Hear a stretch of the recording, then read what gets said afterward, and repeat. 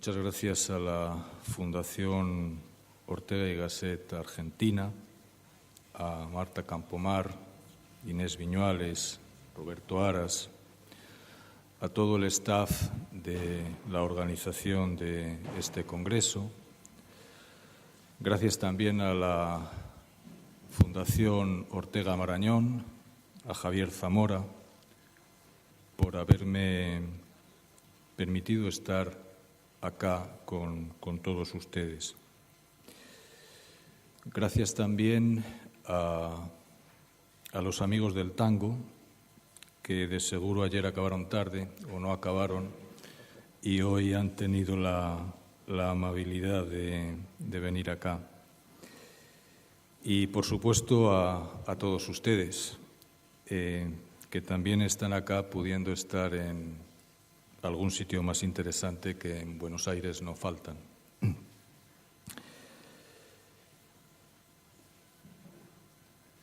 El título de esta intervención es, como decía el amigo Roberto Aras, la obra de Ortega y el espacio hispánico de reflexión.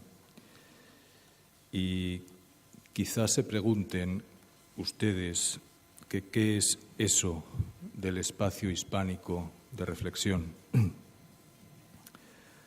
Bueno, en mi modesta opinión, yo creo que eso es lo que nos toca hacer, lo que nos toca construir. El espacio hispánico de reflexión no es algo dado, sino que es algo que hay que hacer y cuya construcción no puede prescindir de tomar en consideración la lengua, nuestra lengua, de tomar en consideración filosófica nuestra lengua. Llevamos 2 días hablando de la importancia del viaje de Ortega a Argentina hace 100 años y también de las importantísimas consecuencias de aquel viaje.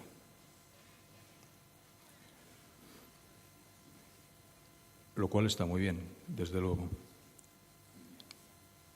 A mí no me gusta ser aguafiestas, pero me gustaría llamar la atención de todos ustedes sobre la situación real de Ortega en la Argentina de hoy.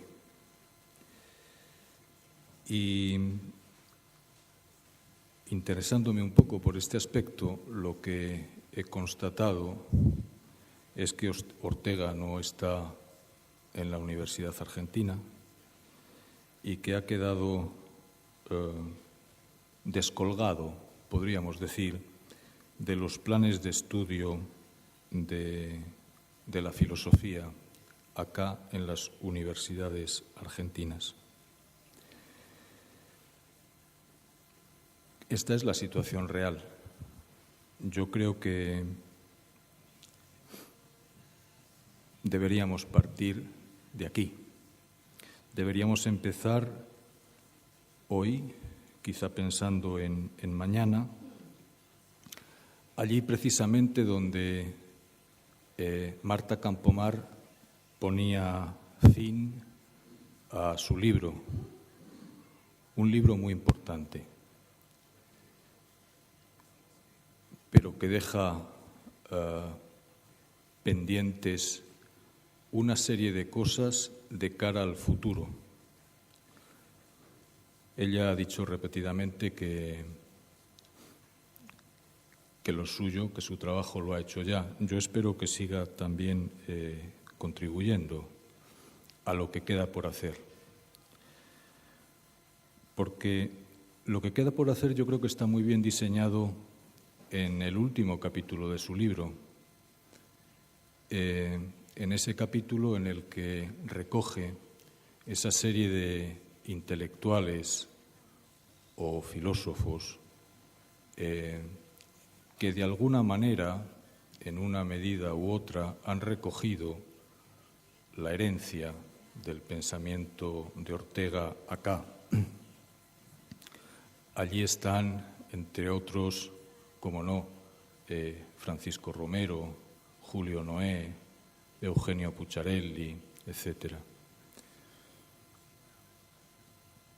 Pero pensando en estos nombres o yendo a estos nombres, se nos hace más patente la constatación que acabo de hacerles, y es decir, la ausencia de Ortega en los planes de filosofía actuales de las universidades argentinas. Ortega nos enseñó que ser es ser en relación y, salvo excepciones, aquí hemos seguido insistiendo en un Ortega sin ventanas o con ventanas solo europeas. Y me parece que, y yo creo que es esto lo que señala hacia donde señala el último capítulo del libro de Marta Campomar, me parece que es hora de tirar tabiques, de empezar a tirar tabiques y de abrir seriamente las ventanas americanas al pensamiento orteguiano. Y esto pasa por conectarle, por conectar su obra y su pensamiento con los grandes autores de la filosofía latinoamericana, con Arturo Andrés Roig, con Rodolfo Kusch, con León Rositzner, con Carlos Astrada, con Ezequiel Martínez Estrada y tantos otros. Porque, curiosamente, ninguno o pocos de estos autores, grandes autores, que están constituyendo ya una tradición filosófica acá, latinoamericana, muy pocos de ellos dialogan seriamente con el pensamiento de Ortega. Curiosamente, digo curiosamente porque es curioso y un tanto paradójico, en esa línea de pensamiento que es la filosofía latinoamericana está mucho más presente Zubiri que Ortega. Zubiri entra por la vía de la teología de la liberación, por la Universidad de El Salvador, por Ignacio Ellacuría y John Sobrino, y llega también acá, hasta la teología del pueblo. Y esto en el momento en el que estamos, con un Papa argentino en Roma, tiene importantes consecuencias. Yo no sé si Bergoglio ha leído a Zubiri, pero su maestro sí, y su maestro confiesa que a quien no ha leído es a Ortega. Entonces, yo creo que Ortega tiene mucho que ganar de este diálogo y creo que sustraerle a este diálogo con el pensamiento latinoamericano, tiene la forma de una cierta impostura nuestra, evidentemente, no de Ortega. Yo voy a hablar de dos cosas hasta que el moderador me lo permita y me corte. Voy a hablar de la comunidad de la lengua y de la obra de Ortega en relación a esa suerte de comunidad imposible que es la lengua y a la construcción del espacio hispánico de reflexión, que es donde creo que Ortega, la obra de Ortega, puede dar una contribución importante. Y lo primero que me gustaría señalar de esta lengua en la que hablamos, en la que nos entendemos y en la que yo pongo aquí encima de la mesa como una lengua filosófica de cara al futuro, es, tomar conciencia de esta lengua. Y este tomar conciencia exige de nosotros el hacer de ella una lengua con memoria, Esta es una lengua que tiene que tener memoria y que debe, que es un deber cívico de esta lengua, debe hacer memoria. Y debe comprenderse como una lengua que es lengua de todos, lengua de vencedores y de vencidos, lengua de todos, lengua de los españoles que quedaron en la península, de los conquistadores que vinieron acá, de los que vinieron acá mucho después de la conquista, lengua también de esos españoles fuera de España que han perdurado en la historia, la lengua de los moriscos, la lengua de los sefardíes. Y algo habrá que decir también de la relación de esta lengua nuestra, la relación que establece con las lenguas de los pueblos originarios. Debe ser una lengua con memoria de todo un pasado llamado a ser pasado de todos. Nos hemos acostumbrado a que la fragmentación política del mundo hispánico se acompañe de una correlativa fragmentación del campo cultural de la lengua española. Y quizá esto deberíamos empezar a revisarlo. Es decir, que los fragmentos políticos del mundo hispánico no necesariamente tienen que corresponder a fragmentos culturales.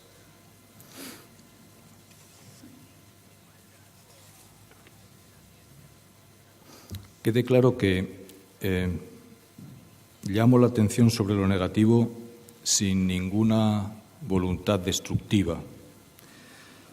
No hay en mis palabras ningún intento de conservación o de defensa de un status quo anterior al orden de las cosas que nos incumbe en nuestro presente, ningún intento de retorno a una anterioridad que nos saque de la corriente en que vamos.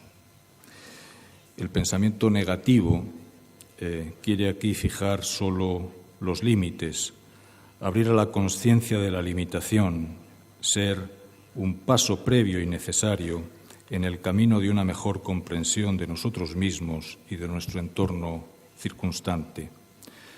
Solo desde la plena conciencia de los límites puede levantarse una esperanza.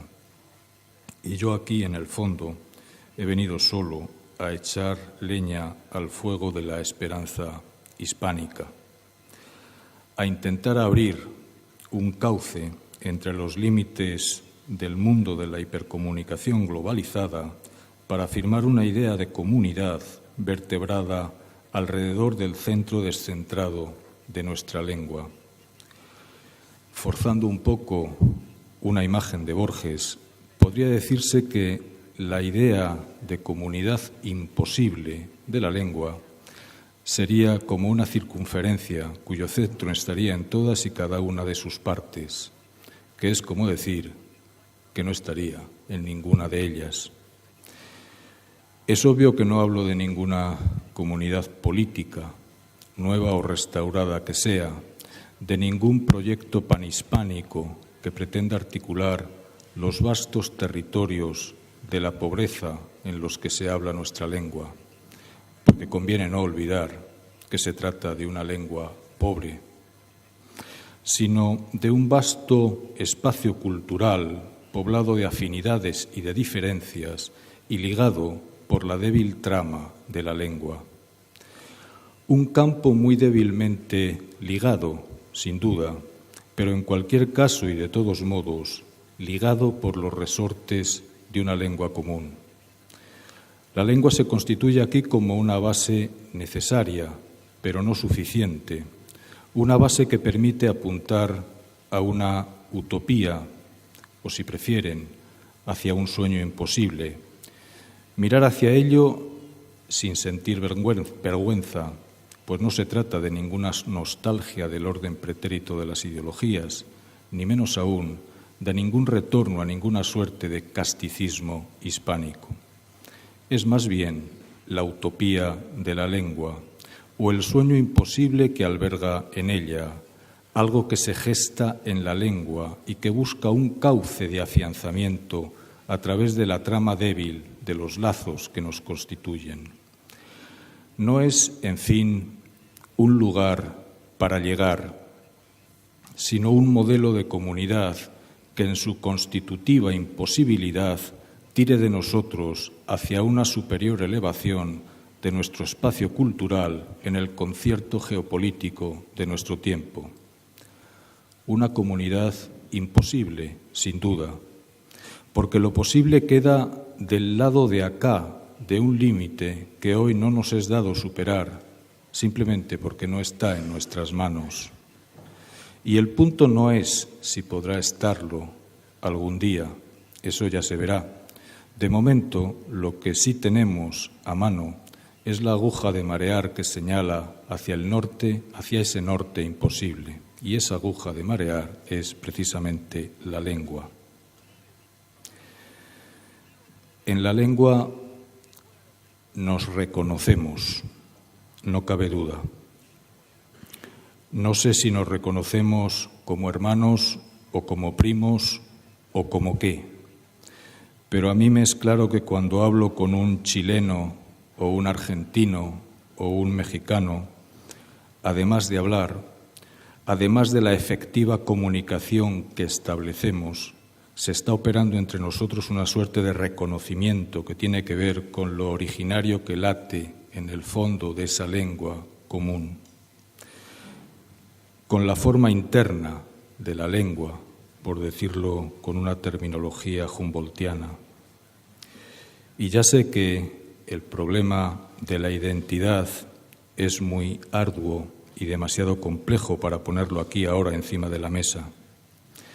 No voy a hablar de las identidades fuertes, que son desde luego muy problemáticas, de si hay una identidad española o varias, de qué significa ser argentino o uruguayo o guatemalteco, o si de la idea de invertebración orteguiana sigue siendo un buen diagnóstico de los límites de nuestra realidad, o si por el contrario Ortega no supo ver las potencialidades de lo invertebrado. Pero permítanme en cualquier caso que afirme mi creencia en la identidad de la lengua. Una identidad no como esas otras que antes he llamado fuertes, sin duda, sino débil, o incluso muy débil, pero identidad a fin de cuentas y a pesar de todos los pesares que ustedes quieran. Esa identidad débil que es propia de la lengua es la que soporta en nuestro caso la idea de una comunidad imposible, con lo que queda claro que los conceptos de debilidad y de imposibilidad están aquí estrechamente relacionados. A más de uno le parecerá sospechoso el término de debilidad, sobre todo porque le traerá a la memoria el cliché posmoderno del pensamiento débil. Bueno, yo no me escondo de nada y ya ven que vengo precisamente de la patria del pensiero débole. Lo débil es lo que no se impone, lo que busca afirmarse sin el uso de la fuerza. Los menos jóvenes acaso recuerden un encendido debate de finales de los años 80 en el que a la fuerza de la razón que defendían algunos de nuestros filósofos de entonces, el italiano Gianni Vattimo oponía el despliegue de una razón nueva que había de constituirse desde la interiorización de la pietas, de la piedad. Esto es largo, así que permítanme que lo deje simplemente apuntado. En este sentido, habría, a mi modo de ver, muchas modalidades de pensamiento débil en nuestra cultura hispánica. Pienso, por ejemplo, sin ir más lejos, en la pequeña filosofía de Azorín, o en la razón poética de María Zambrano, o en la filosofía del límite de Eugenio Trías, o incluso, si me lo permiten, en el ratio vitalismo de Ortega.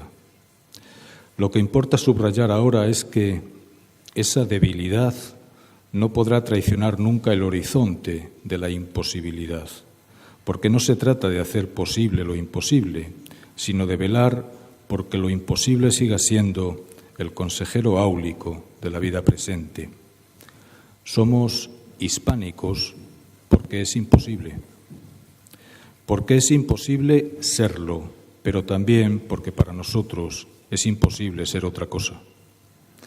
El régimen de lo imposible nos atraviesa. Saber aceptarlo en nuestras vidas es, pues, el desafío que nos toca. Hay, sin duda, un pensar de la lengua, un pensamiento que se constituye alrededor del uso de la lengua y un pensar constituido desde su forma interna. Ese pensamiento puede constituirse en filosofía o no hacerlo. En cualquier caso, de lo que no puede caber duda ninguna es del hecho de que la lengua albergue siempre una modalidad de pensamiento en estrecha relación con su propia forma interna, un modo de ejercer la actividad pensante, una forma de pensar. Ser conscientes, pues, de lo que significa pensar en español quiere decir, en el fondo, aceptar el desafío de la comunidad imposible del vario mundo hispánico. No sé si se trata de un escenario futuro, pero sí de algo que en el presente está intentando abrirse un camino hacia el futuro. Y lo hace, o lo intenta, aprovechando los circuitos de la red, pero sin plegarse a ella, en la convicción de que la forma hispánica no deba sucumbir a la general forma globalizada que parece dominar las líneas maestras de la hipercomunicación de nuestro tiempo. Yo, desde luego, sí creo que el futuro de la filosofía pueda ser también en español.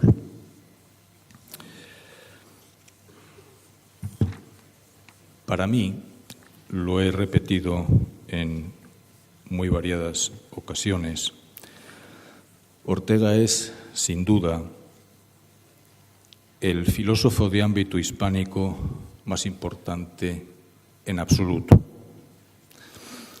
Y me doy perfectamente cuenta que esta es una frase que, dicha así, puede resultar muy banal. Y me parece, por tanto, que habría que buscarle un sentido lejos de su posible banalidad y de su uso tópico. Y eso es lo que voy a intentar hacer ahora. Cuando digo que Ortega es, sin duda, el filósofo más importante en absoluto dentro del espacio cultural propio de la lengua española, quiero decir que lo es, por un lado, por lo que su obra es en sí, por el valor intrínseco de la misma, y por otro, no sé si más o menos importante, por las bases filosóficas que la obra orteguiana sentó con solidez en nuestro espacio cultural, permitiendo con ello, con esas bases, ulteriores desarrollos filosóficos, acaso tan importantes como el del propio Ortega, o quizá más, depende de quién lo juzgue. Pero hay más, porque esa importancia de Ortega en absoluto no se manifiesta solo en la obra de aquellos autores directamente vinculados a alguna de sus órbitas de influencia, en sus herederos naturales, por llamarles de algún modo, sino también en la de quienes construyen un pensamiento en apariencia situados en las antípodas del orteguismo. Pienso, por ejemplo, en el filósofo Manuel Sacristán. Ortega crea, por tanto, unas bases para el desarrollo de la filosofía en lengua española. Inútil decir que éstas hubieran podido ser otras distintas, fueron esas. Y sobre eso no hay vuelta atrás posible. También es cierto que durante un cierto tiempo, bajo el franquismo, tanto por parte de la cultura oficial del nacionalcatolicismo como por parte de la cultura de la oposición al régimen, la obra de Ortega fue ampliamente denigrada y denostada, sufriendo en muchos casos un acoso desproporcionado. Caía sobre la obra, sobre los textos, la condena de una actuación pública de Ortega que dejó descontentos a tirios y troyanos. No entraré ahora en el mérito de esa doble condena, no es el caso, pero lo cierto es que, como quiera que fueran, aquellas condenas de su figura histórica recayeron injustificadamente sobre su obra y la cubrieron con su sombra más negra. En Alemania, por ejemplo, se hacían saltos mortales para separar y distinguir la obra de Heidegger de su actuación pública, en indudable connivencia con el despliegue político de la ideología del nacionalsocialismo. Incluso en España, el jovencísimo Fernando Savater cumplía el mismo intento con relación al rumano Cioran, fascinado en su juventud por la Guardia de Hierro.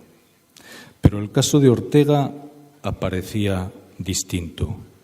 Con Ortega no se operó de tal modo, desde luego, ni se hizo semejante distinción. Todo era uno y lo mismo, y la condena se extendía de manera crítica sobre la obra. Solía decirse que la importancia de Ortega se reducía a haber importado algunas corrientes europeas del pensamiento filosófico contemporáneo, que no habría algún valor añadido en su obra a esta mera importación de un pensamiento extranjero. Aunque así hubiera sido, que no lo fue, y no era cosa de poco, aunque solo hubiera sido eso, sobre todo si se tiene en cuenta la situación de menesterosidad filosófica con la que se abre el siglo XX en España. Aunque solo hubiera sido eso, importación y trasplante de algunos desarrollos contemporáneos de la filosofía, era ya más que suficiente para ganarse un puesto de mérito en la vitrina de nuestros reconocimientos. Pero, insisto, no fue solo eso. Si importante es la deuda alemana en la formación del joven Ortega, no es menos importante la deuda hispánica, o mejor, la deuda de la crisis de fin de siglo filtrada por nuestros intelectuales noventayochistas. En la economía del pensamiento orteguiano, los conceptos no son sólo abstracciones con las que instrumentalmente se ejerce el pensamiento, sino sobre todo redes de relación capaces de tejer, o mejor, de entretejer la vida y la cultura. España había representado históricamente, dice Ortega, el ámbito de la dispersión y del individualismo, precisamente por la ausencia de los conceptos. La introducción del régimen de los conceptos sería, por tanto, para Ortega, la solución al problema de España. Pero esos conceptos que Ortega despliega magistralmente en Meditaciones del Quijote no son meros conceptos de importación. No lo son en el modo más absoluto, aunque puedan tener, desde luego, sugestiones fenomenológicas o neocantianas. Los conceptos de profundidad, superficie, escorzo, patencia, latencia, mundo, transmundo, circunstancia, perspectiva, etcétera, etcétera, incluso el mismo concepto de concepto, constituyen un claro y portentoso esfuerzo de conceptualización dentro de la lengua española. Es este un esfuerzo ímprobo y no siempre suficientemente reconocido. Fue una empresa de dimensiones magníficas a las que sin menoscabo creo que todos nosotros debemos rendir adecuado tributo. Ha sido un tópico muy arraigado, y acabo ya, incluso en tiempos relativamente recientes, afirmar que la lengua española no era apta para el ejercicio de la filosofía. Heidegger, desde la altura de su reconocimiento y de su prestigio, había afirmado que solo había dos lenguas filosóficamente aptas y potentes, el alemán y el griego clásico. Un alumno suyo, a mi modo de ver, uno de los mejores, el italiano Ernesto Grassi, dedicó toda su obra a refutar esa idea del maestro a través del estudio de los textos del humanismo italiano. Pero en España ese dictum heideggeriano se aceptó sin más. Y sin embargo, la obra de Ortega mostraba lo contrario. No solo era posible pensar en español, sino que el español podía convertirse en una lengua extremadamente ágil para el pensamiento contemporáneo, precisamente por su riqueza literaria. Este es, en efecto, el gran regalo de Ortega a la filosofía hispánica y al hispanismo filosófico: la creación de las bases para un desarrollo intrínseco del vocabulario filosófico español. Es también un legado, y reconocer su herencia requiere la aceptación de una responsabilidad lingüística para corresponder a ese vocabulario filosófico español. Después de Ortega, a ningún filósofo hispánico, a ningún profesional de la filosofía de ámbito hispánico le puede ser permitido escribir mal y esconderse detrás del tópico de los límites e incapacidades de la lengua. Las palabras alemanas entre paréntesis, queriendo indicar con ello un límite de la expresión filosófica de la propia lengua, no revelan ya más que sus propios límites como filósofos o como profesionales de la filosofía. Muchas gracias.